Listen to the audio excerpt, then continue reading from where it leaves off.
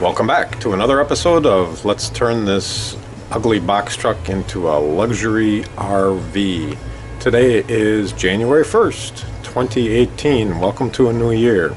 It's been just about a year, almost to the day, that we've been working on this project. I think I should do a anniversary edition maybe next, but today we're in the basement and we are working on the countertops for the kitchen cabinets.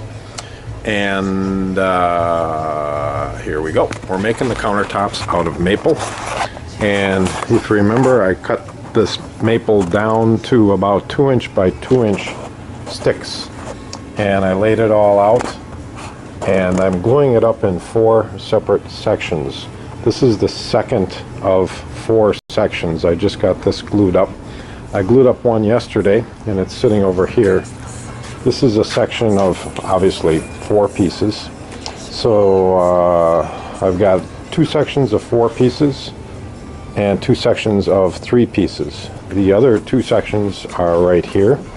The top one is the section of 4 pieces, and the one, well, is that right? Yeah, bottom one is 4 pieces. There's one hiding back here. The top one is 3 pieces. I'm biscuit joining these together. You see I've got little marks on here every 12 inches or so, and I've got them routed out to accept the biscuits. I didn't route out the ends for biscuits yet. I'll do that when I finally join all 4 sections together. So why do I do it this way? Why don't I just glue up all of the sections at once? Well, there's a couple of reasons.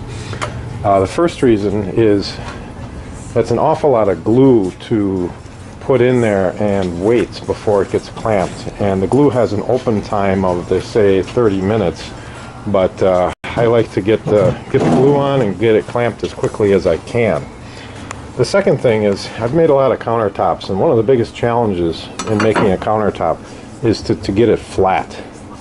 And so I find that if I can work it in smaller sections and then be very careful when I finally glue up the last section, it helps me to get it flat. And I can show you what I mean here. I've got a square, and if I just lay the square across the section I glued up yesterday, you can see there's quite an air gap there. So this little section is anything but flat, and that starts to magnify the more sections that you glue together. You know, I do my best to square these boards up, but if they're not perfectly square, they're not going to lay flat. So I can take this plank now and I can run it through my planer, and I can square it up, and then I'll run the edge here one time through the jointer very carefully to make sure that this edge is as square as it possibly can be right here, so that when I start gluing these 4 chunks together, they'll lay flat. The other thing that I'll do when I lay those final 4 chunks together is I'll get a piece of angle iron. I'll show you here. I'll give you just an idea. So I'll get a heavy piece of angle iron like this that's as wide as the countertop. In this case, it's about 26 inches, I think. I'll lay that angle iron across there, and then I'll put some clamps like this on either side, and that angle iron will also help to ensure that I glue those final sections up and end up with a flat countertop. Once I get too wide, of course I can't get it through the planer.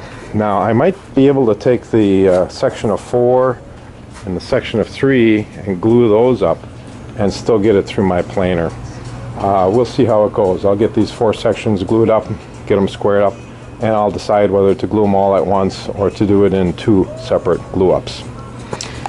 So that's my philosophy on countertop building and tabletop building, and trying how to get them flat and square. There's a smaller one we need to make here. This goes underneath the microwave oven cabinet. You can see I've got it marked off with the radius around the corners, basically where it's going to go. And these lines are for biscuit joints. I have not biscuit jointed this yet, but I'll put a biscuit right here and here, put one here, put one here, and then down the line here. I'll put biscuits down the line here, here, here, and then over here too. I've got them spaced out a little bit for this radius. I don't want the biscuit to show when I route the edge down. It wouldn't be the worst thing in the world, and I've done it before. I've made tabletops where you can see the biscuits in there, but if I have the option, I'm going to bury those biscuits, hide the biscuits inside the piece itself. So this is ready to go as far as biscuit joining. This is my biscuit joiner, and it's a pretty easy process. You just lay the biscuit joiner on here, pull the switch, and push it in like this. And there's a little cutter in here that cuts the groove for the biscuit joint. I've had this biscuit joiner for a long time, and I just love it. It's my joining method of choice. I don't have to biscuit joint these. They'd probably be plenty strong without the biscuits in there. But one thing I like about the biscuits, besides the fact they're going to add a lot of strength, is they'll help me register the pieces together and make sure that they're flat across the top. Well, more or less flat, as we just saw. But it helps me register the pieces. And when I glue it up, they just go together really nicely and clamp up nicely. So we're waiting for this one to dry, and we'll leave it in the clamps here for maybe an hour or so. They say 30-minute clamp time, but I'll leave it in there for at least an hour. You see I got a lot of clamps on here. You can't have too many clamps. And it also makes sense sometimes to know which side to put the clamps on. I'll tend to put the clamps on the side that's going to be the top and try to pull that top together. And you know, I think that's exactly what happened down here, where we saw this little bit of a cup, is that I probably had the clamps on the top and it tended to squeeze the top just a little bit tighter than the bottom, leaving us with a little bit of bowl. That doesn't bother me. In fact, that's what I want, because I want these top seams to be as tight as possible. If there's going to be any cracks in the seams, I want those cracks to show up on the bottom of the piece. These are all pretty tight. But you know, down here you start to see maybe a little bit of, yeah, I don't know if that's a crack or just a shadow. But if there's going to be a tight side, I want it to be the top side. Well, that's my air compressor kicking in, so I think that's a sign. Until next time.